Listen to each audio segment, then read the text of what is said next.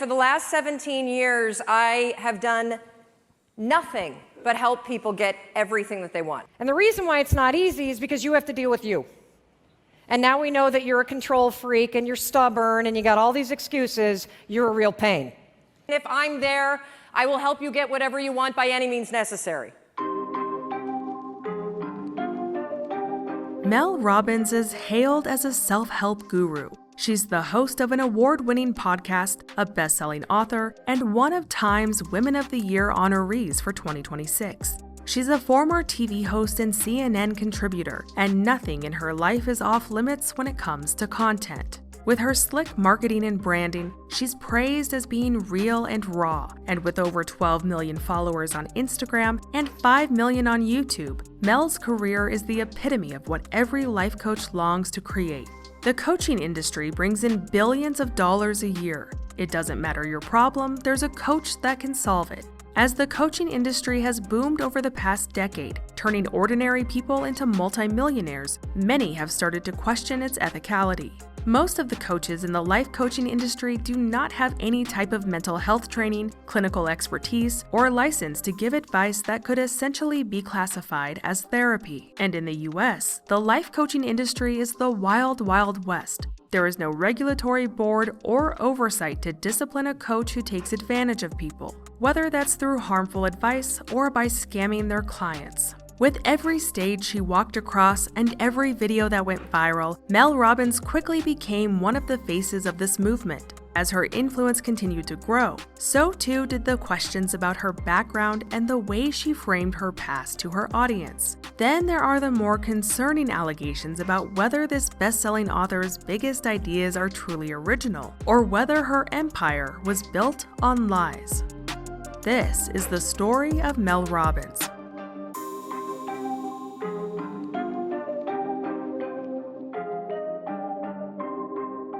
If you didn't know, I have a second channel, and I would love it if you could support me by subscribing to Josie Noel. Even if you don't, thank you for all your support on this channel, and now let's get back to the video.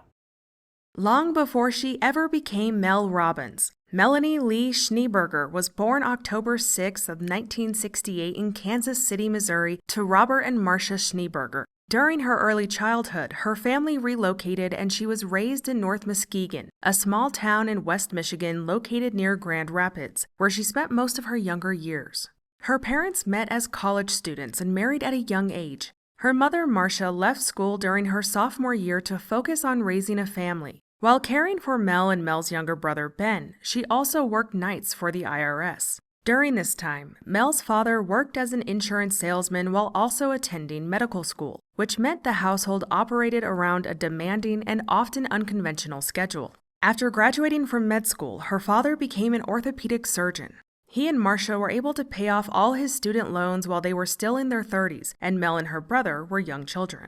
With his transition into a professional career as a surgeon, the family's financial and day-to-day stability improved significantly, solidifying them comfortably in the upper middle class. Later, they would move into a large house with a tennis court on Bear Lake near Grand Rapids. Yet in future posts on Instagram, Mel would regularly say she didn't come from much and imply that she became successful because she was good at making use of the little that her family had. As a student, Mel excelled in school, doing particularly well in math. She was a high achiever and managed to get accepted into Dartmouth, an Ivy League university in New Hampshire. After graduating Dartmouth, Mel went to Boston College Law School, where she met her future husband, Christopher Robbins. In 1994, Mel earned her law degree, and on paper, things looked good. But much later, Mel would describe these years differently. In future interviews, she said that college and law school were some of the hardest periods of her life. She spoke about struggling internally with things like undiagnosed ADHD, dyslexia, and anxiety.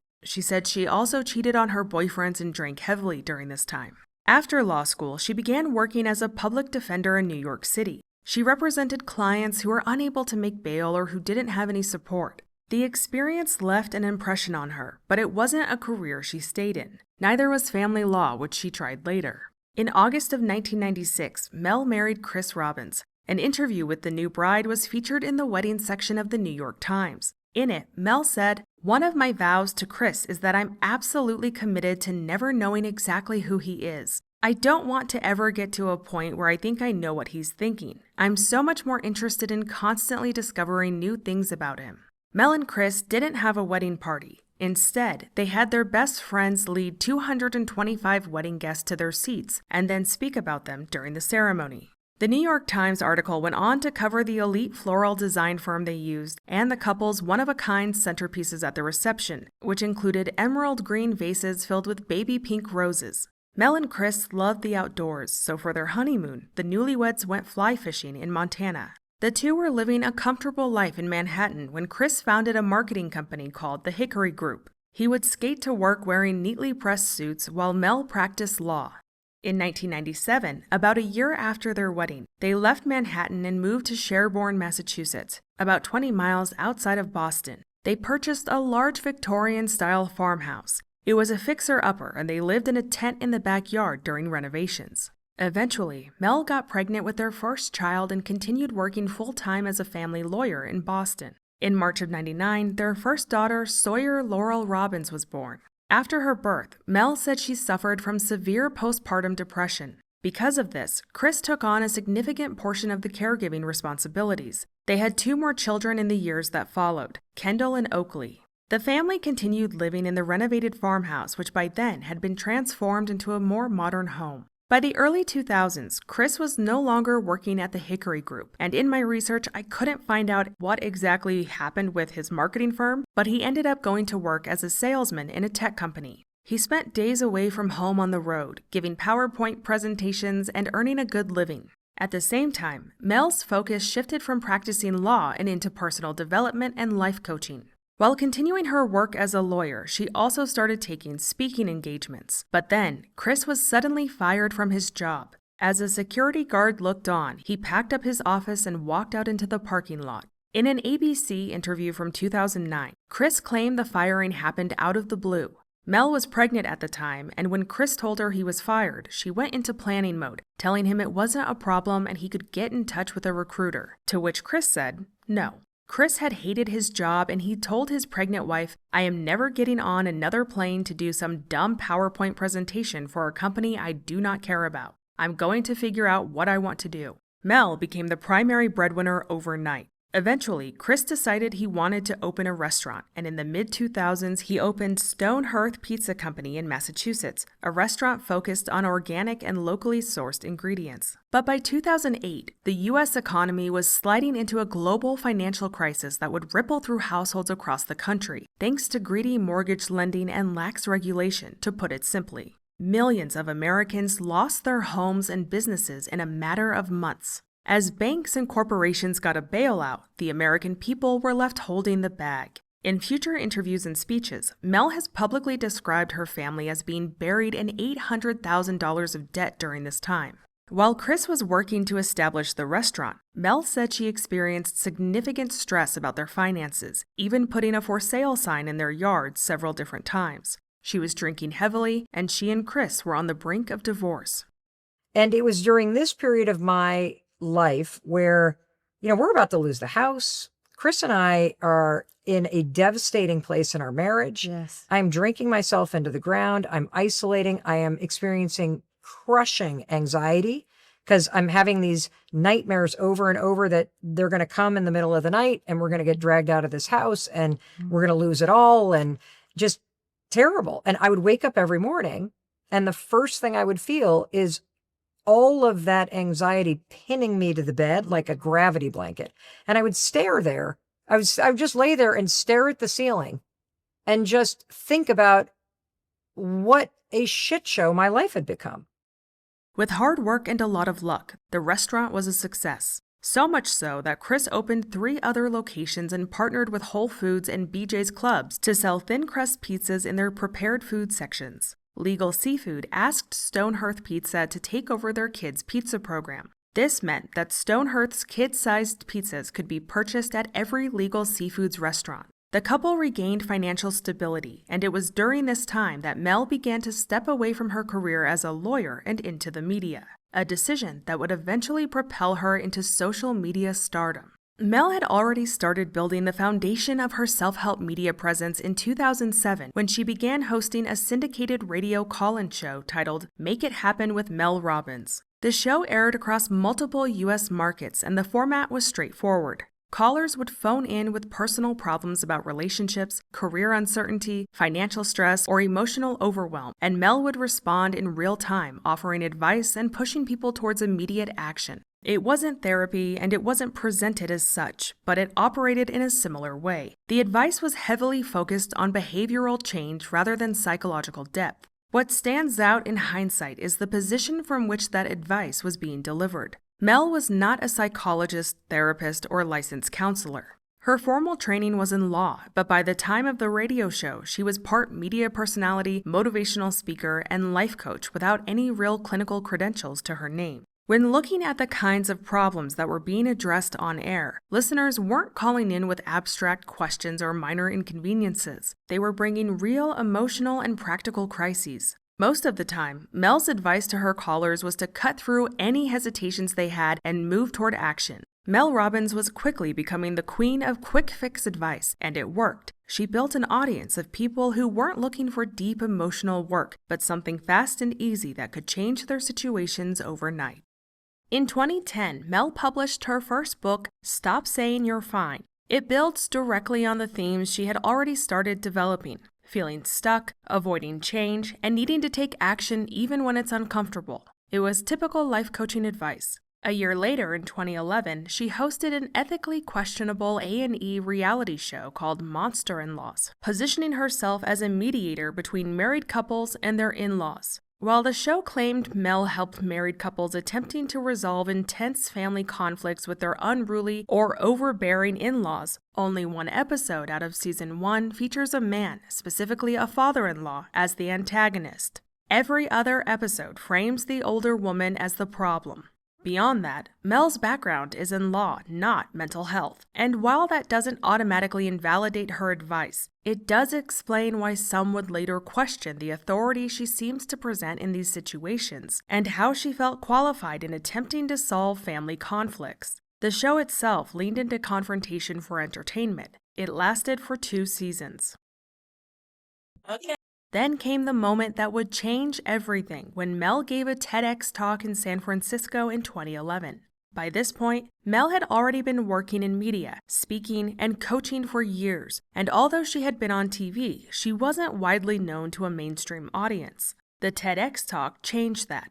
In it, she introduced an idea she traces back to 2008 when she claimed they were in $800,000 of debt. Mel said she couldn't get out of bed due to depression and overwhelm.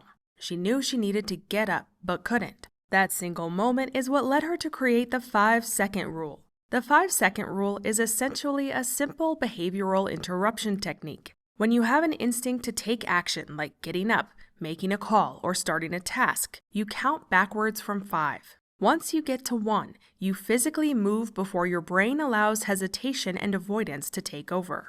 Mel claims that if you have an idea pop into your head, one that requires action, and you don't act on that idea within 5 seconds, your brain finds a way to talk you out of it. She claims this is why most people don't accomplish their goals. As she stated in her TEDx talk, quote, "If you don't do anything physical to marry it with the idea, you pull the emergency brake and kill the idea. Your problem isn't ideas. Your problem is you don't act on them. You kill them. It's not my fault or anybody else's fault. You're doing it to yourself. Stop it. You got stuff to do." End quote. And this has long been one of many major criticisms of the life coaching industry. Life coaches, usually those who came from means and/or are upper middle class or wealthy, often ignore structural and systemic issues that keep people from accomplishing things due to lack of resources. Resources that were made available to them from birth or once they hit a certain income level. It doesn't mean they didn't work hard, but their resources had them starting on third base, whereas a single mom, a blue-collar worker, or someone whose wage isn't keeping up with inflation is just stepping up to bat. To refute this, people often bring up people who have overcome those obstacles, like Tony Robbins. They might say, well, look at Tony, he did it, and he's the product of a single mom and came from poverty, and that's true. But Tony Robbins is the exception, not the rule. Everyone loves a success story, but exceptions are the luck of the draw. And when those same people who succeed despite their circumstances then turn around and tell everyone else they can do the same thing they did, that is statistically false. Self-help author Rachel Hollis bragged about getting up at 5 a.m. and working harder than anybody else. She didn't mention that she was married to a Disney executive who helped fund her lifestyle and business until it was profitable. Mel Robbins is a lawyer and the daughter of a surgeon. She's also married to someone who got his restaurant line into Whole Foods. When people like her tell others to just get up and make their dreams come true, they aren't living in a reality the rest of us are forced to live in. And that's not even touching on things like systemic racism and sexism that many have to deal with. But it's much easier to pretend that others are lazy than it is to look in the mirror and admit your privilege. In fact, Mel Robbins believes that if you really wanted to, you could triple your income, but you're just in your own way. And so I've done it in the courtroom, in the boardroom, in the bedroom, in people's living room, whatever room you want to be in. If I'm there, I will help you get whatever you want by any means necessary. For the last 3 years, I host a syndicated radio show. 5 days a week, I go live in 40 cities, and I talk to men and women across America who feel stuck. Do you know that 1/3 of Americans feel dissatisfied with their lives right now? That is 100 million people. That's insane. And I've come face to face with it in this new show that I'm doing, which is also insane. It's called In-Laws. I move in with families across America, you guessed it, who are at war with their in-laws. We move them into the same house. I verbally assassinate everybody. We open up Pandora's box, and I get people to stop arguing about the donuts and who's hosting Thanksgiving dinner and talk about the real stuff. And that's what I want to talk to you about. I'm here for you. I'm going to tell you everything I know in less than 18 minutes about how to get what you want.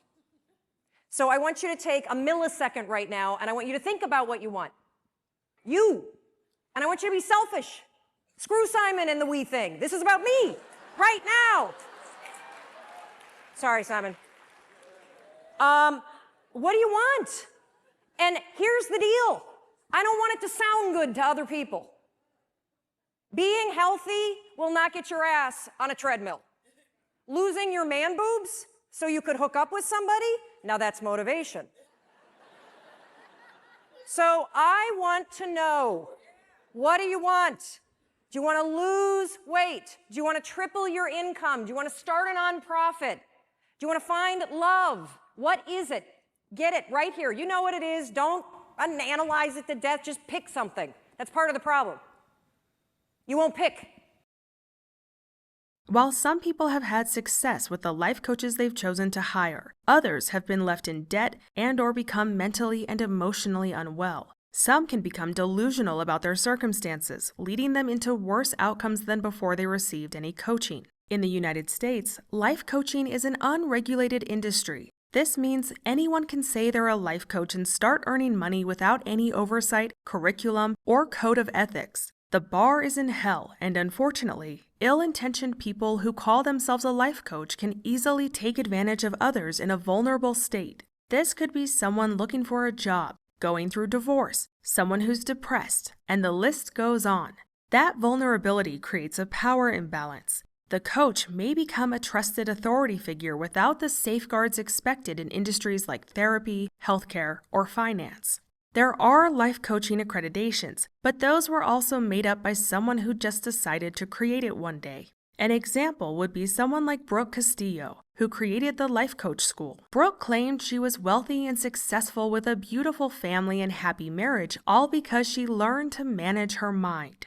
She said she could help others achieve the same with the Life Coach School, and so she charged $18,000 to $21,000 per so-called student for a 3 to 6 month program, and she made millions. On today's show, I'm with Brooke Castillo, and we're going to be talking about how you can become a life coach. Sit down. Talk to me, Brooke. Listen, Maria, everything you need to know about becoming a life coach is in my new book, life coach how to do it. But what if someone doesn't believe they can become a life coach? It's okay.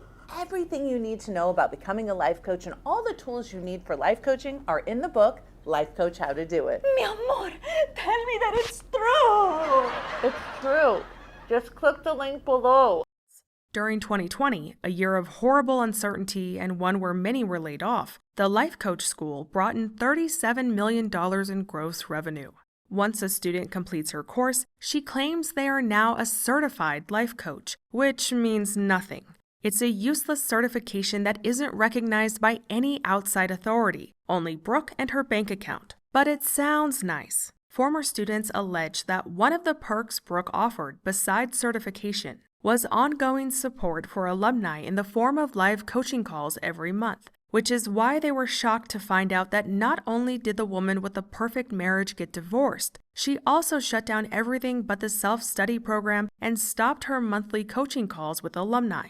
She then allegedly told them if they wanted to join a coaching call with her, they had to pay.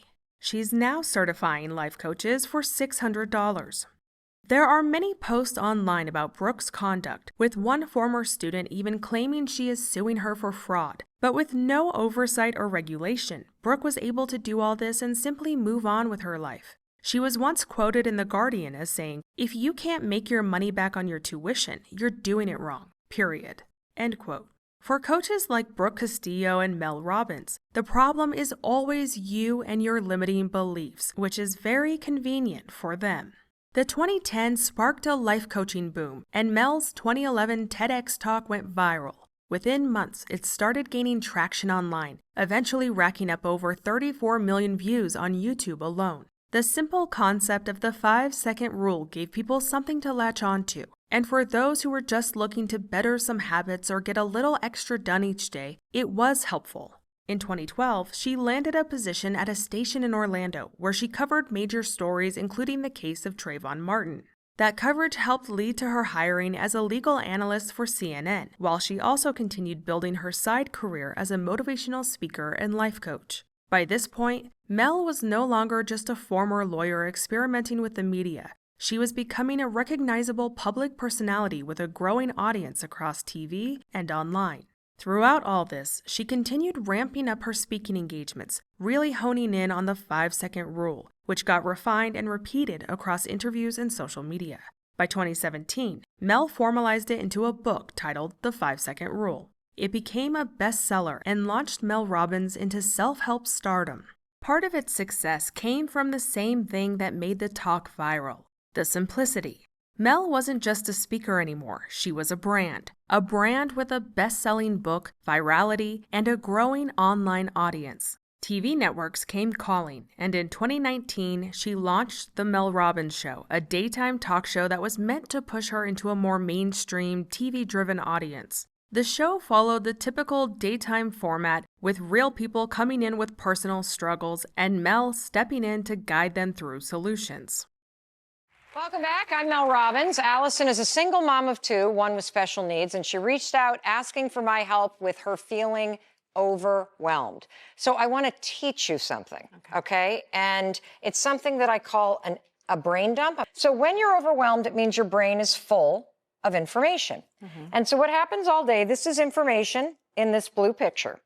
I want you to read all the things that you're worried about off that whiteboard. Okay. Call mom. Keep going.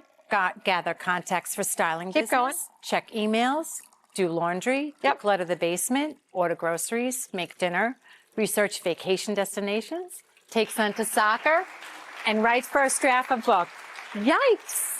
Your brain does not have the ability to handle all that. So this is what your brain is like all day, because you're trying to hold way too much information in it. Right. So there's a simple free exercise that I do all the time. I call it a brain dump. The second you feel overwhelmed, you know that your brain is at capacity. All we got to do is dump it out. Okay. Okay? Where I'll do you show dump you. it? I'll show you.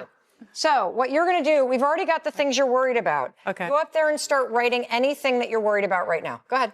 Just start writing. Anything you're worried about. You got any photo albums you need to deal with? You got birthday presents you got? What do you need to write? Go ahead. What do you got? It doesn't even have to be in order. Just write it anywhere. You're going to dump it all out on a piece of paper. Start writing. What do you got? She's got check my email. What else? What else are you worried about? Dump it all out. Check my text. As she's writing, I'm dumping. Because she's dumping the stuff she's carrying in her head onto a piece of paper. Keep going. What else? You got doctor's appointments. You got well visits for the kids. You got to call anybody in your family. You got to go to the grocery store. Dump it all out. Keep going. Keep going. Oh my gosh, I'm going to run out of room though. Well, come up here. Is there another side to this? Come up here. Okay. All right. When I do this when I'm overwhelmed, I fill a piece of paper. Now, let's assume that you've emptied your brain. Now, here's what I want you to step back and take a look at. Right. There's only 2 things on this list that matter today. Right. Circle them.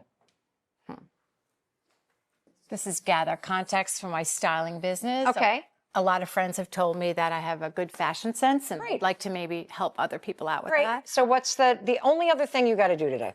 That's actually important. I would like to, this is something I've talked about for years, write a first draft for a book. Since I'm a single mom in my 50s, I'd like I'll to tell you what help I'm other going to do. people. We're going to cross this one off. That's too big. Too big? To write a first draft of a book in one day?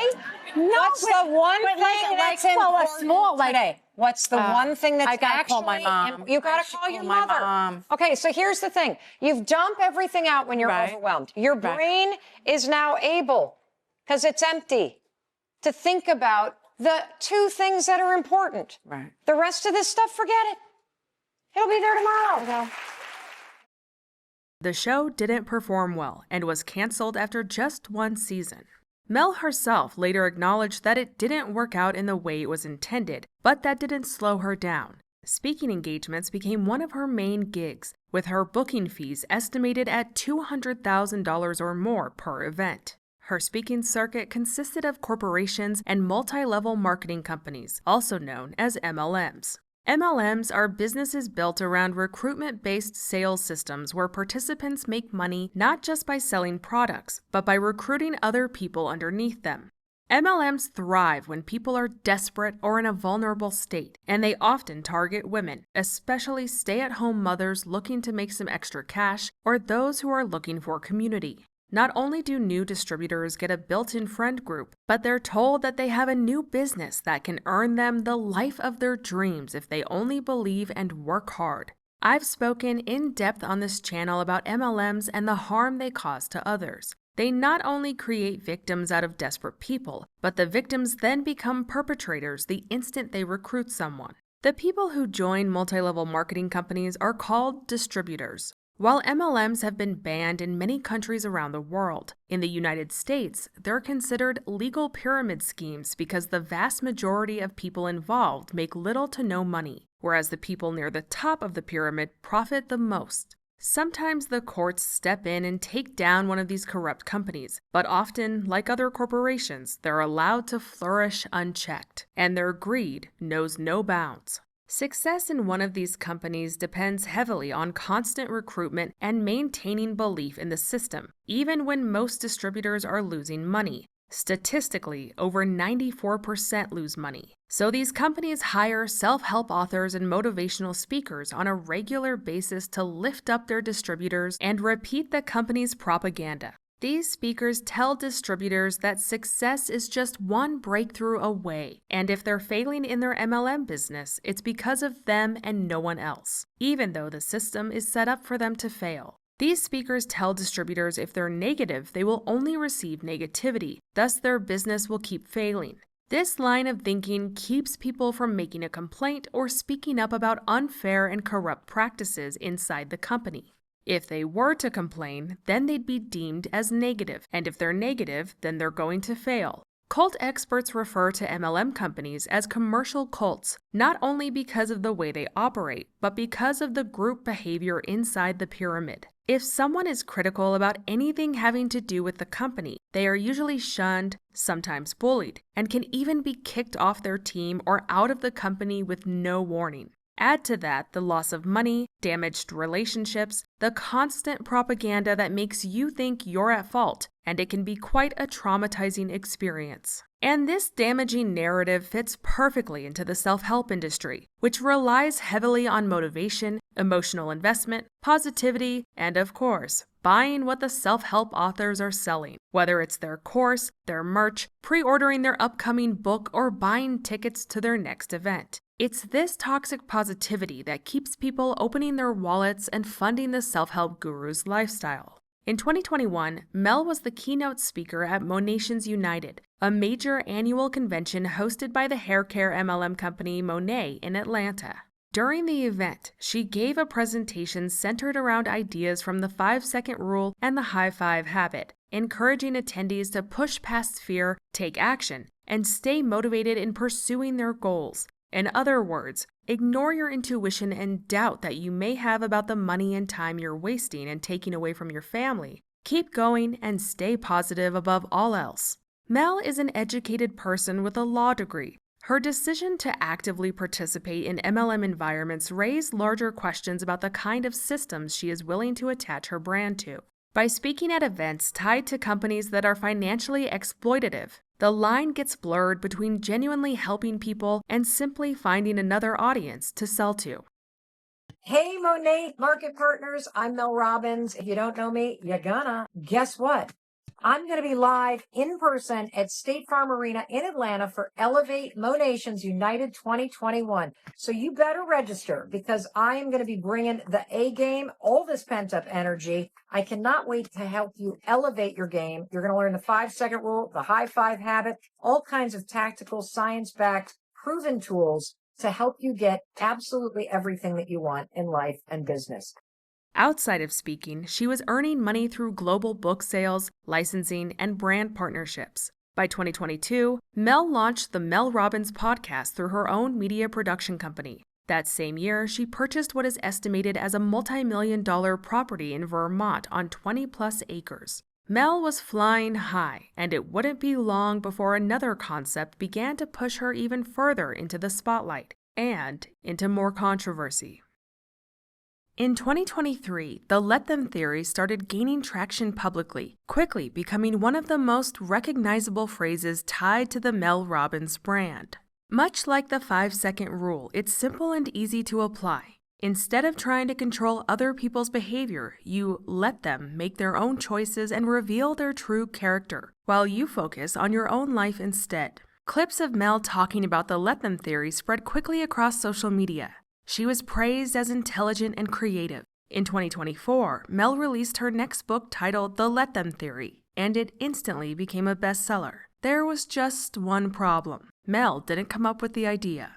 In 2022, 1 year before Mel ever spoke publicly about the theory and 2 years before she published her book, a poem titled Let Them by Cassie Phillips went viral online. At the time, Cassie was a former Army wife and a newly single mom of 2. She had been emotionally struggling when she wrote her poem and shared it on Facebook, along with a picture of her Let Them tattoo. Part of her poem reads, "If they want to choose something or someone over you, let them. Let them show you who they truly are, not tell you." Cassie's poem was shared more than 50,000 times, with many more posts inspired by it. By the time Mel posted about it in May of 2023, the phrase already had visible traction as part of an existing online movement. In Mel's book, she wrote, "Let people be who they are, or feel what they feel, or think what they think." Mel claimed she had never read Cassie's poem and that the Let Them theory came to her one night when she was trying to get her son ready for his prom in 2023. She was micromanaging him and stressing over the fact he didn't have a corsage and that no one in his friend group had made a reservation at a nice restaurant. She decided to drop it and let them do what they wanted to do, which was to go eat tacos before the dance. There's just one problem with that timeline. When Mel first spoke about the Let Them theory, it was before her son's prom had ever happened. Mel had posted a video to her social media on May 13th of 2023 where she stated, "I just heard about this thing called the Let Them theory. I frickin' love this. If your friends are not inviting you out to brunch this weekend, let them. If the person that you're really attracted to is not interested in the commitment, let them." When Mel was asked about the inconsistencies in her timeline, she replied, quote, "People can obsess over any detail, but the facts are simple. I have not seen her poem, I have not read her poem, and it was not and will never be the source of inspiration for my book. This is nonsense." End quote. Cassie reached out to Mel several times through messages and comments in an attempt to thank her for using her work and ask to be credited, but Mel never acknowledged or replied to her. Cassie said she wished Mel would have handled things differently, calling it a David and Goliath situation. She went on to say, "It just comes out as a very inauthentic way of coming up with something. Had she given me credit, that would have also given me a hand up. People would have found my art along the way." But there was someone else Mel didn't acknowledge either. Mel wrote that the night she was stressing over her son's prom, her daughter Sawyer stopped her and said, "Mom, if Oakley and his friends want to go to a taco bar for pre-prom, let them. It's their prom, not yours. Just drop it." Mel went on to write, "Little did I know that one moment would fundamentally change my entire approach to life." During Mel's media tour to promote the book, she repeatedly stated in interviews and podcast appearances that her daughter, Sawyer Robbins, had played a major role in shaping and writing the book, going as far as to describe the book almost like a collaboration between the two of them, explaining that many of the ideas and conversations behind the book came directly from Sawyer. But despite publicly talking about her daughter's involvement, the book and promo materials did not credit Sawyer as a co-author. That quickly became another point of criticism online, especially because the situation seemed to mirror complaints people already had about the let them concept and who was being credited for it. After blog coverage and online backlash drew attention to the issue, Mel updated future publications of the book cover to acknowledge Sawyer's contribution to the project. You can see it here on the bottom of the cover. Mel, I feel like I've known you for a while. You are on a rocket ship that is flying. Yes. And this book is like the fuel. Something happened with this book that was magic in a bottle. Yes. That comes every now and then. What is it about two simple words that have done this? Well, the two simple words are let them. And I think the reason why this is a magical concept and the book is taken off, Hoda, is because we're living in a moment of time where people feel like there's so much that's out of their control. Whether they're feeling anxious or they look at the headlines or, they're worried about the economy or their job. And the message with the let them theory is that no matter what's going on outside of you, the power is always inside of you. Okay. And so two simple words, let them, are the key to helping you to see what's in your control and what's not in your control. And I think that this is the message that is giving people power and peace and confidence at this exact moment in time. Well, it's #1 everywhere. Oprah said it's her favorite self-help book. There's a million accolades it's gotten. As backlash continued growing online against Mel not crediting Cassie Phillips, she dug her heels in even more when she attempted to trademark the phrase, "let them." Public filings show Mel's efforts to secure trademark protections tied to the phrase for use in merchandise, publishing, and media-related products. At the time of this recording, the trademark attempt has been temporarily denied because the phrase is considered too common and widely used. Mel and her attorneys are fighting that judgment. Mel's attempt to trademark it only fueled criticism from people who don't believe Mel's side of the story. Plagiarism has long been a problem with popular self-help authors and motivational speakers, including people like Shetty, Rachel Hollis, and now allegedly Mel Robbins. They stole the words of lesser-known authors, claimed it as theirs, and then sold it to the masses. In fact, in its first year, Mel sold 2 million copies of the Let Them theory. That same year, another controversy surrounding Mel's brand began circulating online after the death of Dave Hollis, Rachel Hollis's ex-husband and somebody we covered in another documentary on this channel. Dave Hollis was a former executive at Disney who left his job to work in the self-help space, in which he rubbed elbows with all the self-help elites like Lewis Howes, Shetty, Lisa and Tom Bilyeu, and of course, Mel Robbins.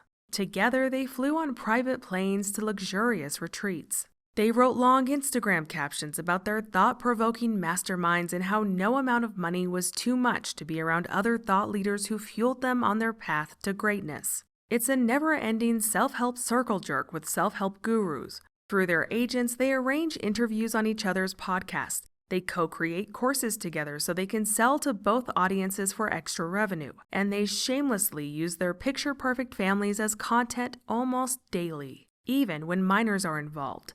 But if you have a scandal, they'll pretend they never knew you.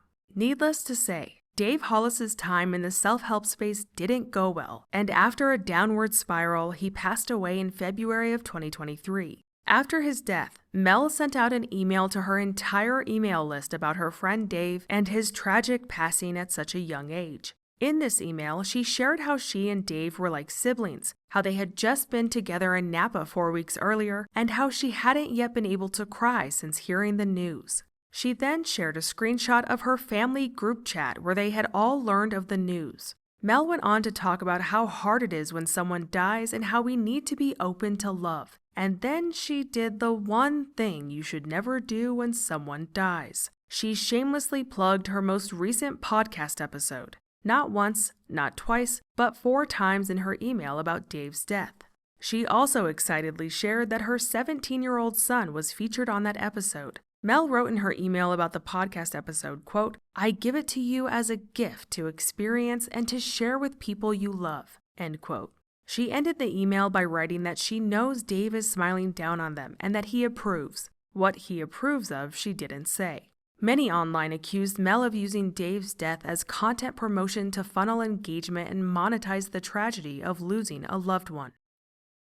As of today, Mel's current focus is her podcast, which has become one of the most widely consumed self-help podcasts in the U.S. In 2025, it was consistently ranked in the top 15 podcasts nationally. That same year, she received an iHeartRadio award for Best Overall Host and was also included in Time's inaugural Time 100 Creators list, which put a spotlight on her as one of the most influential digital voices of the year. Her current momentum is closely tied to her most recent book release, The Let Them Theory. Then, in January of 2026, right in time for New Year's resolutions, Mel launched a product called Pure Genius Protein, a small protein shot with 23 grams of protein and built around the idea of making nutrition easy for busy people. She also got the protein shots sold in Target. But there was another almost identical product on the market that made people scratch their heads. Genius Shot was a product created by Mike Israetel 1 year before Mel launched Pure Genius Protein. Mike's Genius Shot came with 23 grams of protein and in a similar bottle to Mel's shot. Then, customers noticed domains and social accounts appeared to redirect or shift between Genius Shot and Pure Genius Protein. In fact, at the time of this recording, Mike's Instagram account for Genius Shot has deleted all of its content and has a link in its bio for puregeniusprotein.com, which is Mel's shot. Previous website links for Mike's shot now redirect to Mel's Protein Shots website. In an interview on Target's website, Mel claims to be co-founder of Pure Genius Protein. The other co-founder isn't mentioned. When asked what inspired her to launch Pure Genius Protein, Mel said, quote, "I wanted to be part of a solution that didn't exist yet for busy families trying to make healthy choices on the go," which is ironic since this product existed a year before Mel launched the brand that it appears she purchased. But that is speculation. Regardless, Mel has shown herself in a lab coat working with scientists to create her so-called shot. In that same interview, Mel was asked, "What mattered most to you as you developed Pure Genius Protein?" To which she replied, quote, "Trust mattered most. I knew from the beginning that if I was going to create something in the wellness space, it had to be grounded in real expertise," end quote. She then went on to say she handpicked and recruited every one of her scientific advisors. It should be noted that she didn't call these scientists developers or creators, only advisors. Mel has continued promoting her books, podcast, products, and merch. She's also still attempting to help families despite no clinical training in that area. She's been criticized for her opinion that estrangement and cutting off family members is emotionally immature, or a sign that the person creating distance is the one who's dysfunctional. This rhetoric can be damaging because it strips away context, and in cases involving abuse, manipulation, or long-term harm, estrangement is often not an impulsive reaction, but instead a decision of safety. Mel's husband, Chris Robbins, has mostly remained outside the spotlight compared to Mel herself, but over the last decade, he's jumped into the wellness and self-help industry, as many of the spouses of self-help gurus often do. And just like his wife, with no proper clinical training or license, he claims to help others on a level that should probably be best left to professionals. Around 2016, he founded a men's coaching and retreat program called Soul Degree. His company centers around wilderness retreats, meditation, emotional healing, and personal growth for men struggling with burnout, anxiety, and identity. He also hosts retreats specifically for fathers and sons. On his website, he claims, quote, "I have spent the last decade shaping my own way of being as a husband, father, teacher, guide, death doula, and ardent student of spiritual psychology, yoga, and somatic healing." End quote. On the surface, Mel Robbins' career seems straightforward enough. She was a woman who went through a period of financial strain and internal turmoil and then turned that experience into tools she said could help other people get unstuck. And many do claim to have been helped by her. But her repeated patterns of allegedly claiming others' work as her own have some wondering how authentic her success really is. And her ability to use a friend's death as a marketing email leaves some questioning how genuine she is. Her willingness to align herself with financially exploitative multi-level marketing companies for a 6-figure paycheck is concerning, as is the advice she doles out without any expertise or clinical training. Mel claims she can help people get anything they want in life, but her books and talks ignore systemic issues at large that can often keep people in a spiral of downward mobility. Issues that she tells others they can overcome if they really want it bad enough. And with her marketing and slick branding, she's now worth millions. This has been the story of Mel Robbins.